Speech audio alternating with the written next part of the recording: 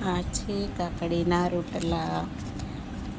આજે અમે કાકડીના રોટલા બનાવ્યા છે.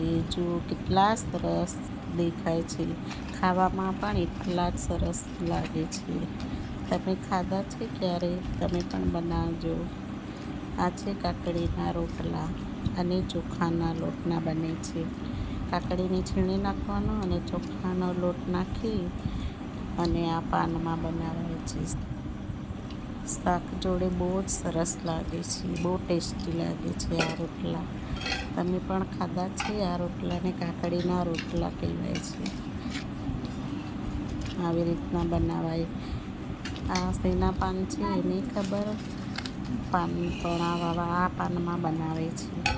મારી મમ્મીએ મોકલાયા છે ગામડેથી પાન, એના અમે બનાવ્યા છે આજે. બહુ જ સરસ લાગે છે, બહુ જ ટેસ્ટી લાગે છે આ રોટલા.